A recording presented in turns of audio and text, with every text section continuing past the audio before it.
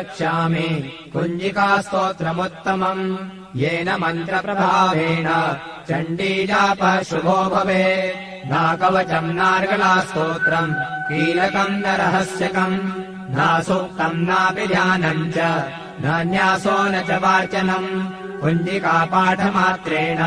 दुर्गापाठफलम् लभेत् अतिगुह्यतरम् देवि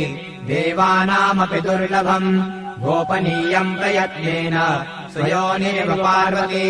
मारणम् मोहनम् वश्यम् स्तम्भनोच्चाटनादिकम् पाठमात्रेण संसिध्ये कुञ्जिकास्तोत्रमुत्तमम्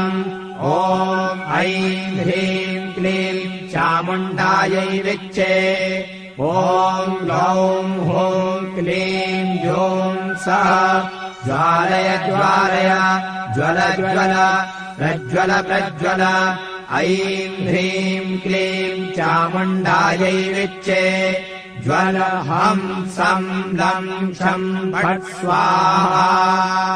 नमस्ते रुद्ररूपिण्यै नमस्ते मधुमर्दिनी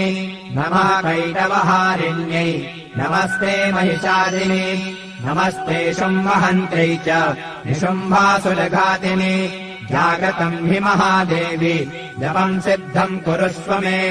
ऐङ्कारी षष्टिरूपायै ह्रीङ्कारी प्रतिपालिका क्लीङ्कारी कामरूपिण्यै बीजरूपे नमोऽस्तु ते चामुण्डा चण्डघाती च यैकारी वरदायिनी विच्चे चाभयदा नित्यम् नमस्ते मन्त्ररूपिणी धाम् धीम् धूम् दुर्जटेः पत्नी वां वीं ॐ वागधीश्वरी क्रां ह्रीं ह्रूं कालिका देवी शां श्रीं शूं मे शुभम् कुरु हुं हुं हुङ्काररूपिण्यै जं जं जं जम्भनादिनी ह्रां ह्रीं ह्रूं भैरवी भद्रे भवान्यै ते नमो नमः अं कं टं टं तं पं यं शं ह्रीं धूं ऐं वीं हं शं धियाग्रम् धियाग्रम् त्रोटय त्रोटय दीप्तम् कुरु कुरु स्वाहा वां ह्रीं ॐ पार्वती पूर्णा खां ह्रीं ॐ खेचरी तथा सां श्रीं सों सप्तशती देव्या मन्त्रसिद्धिम् कुरुष्व मे इदम् तु कुञ्जिकास्तोत्रम् मन्त्रजागर्ति हेतवे अभक्तेनैव दातव्यम् कोपितम् रक्ष पार्वती यस्तु कुञ्जिकया देवी हीनाम् सप्तशतीम् पठे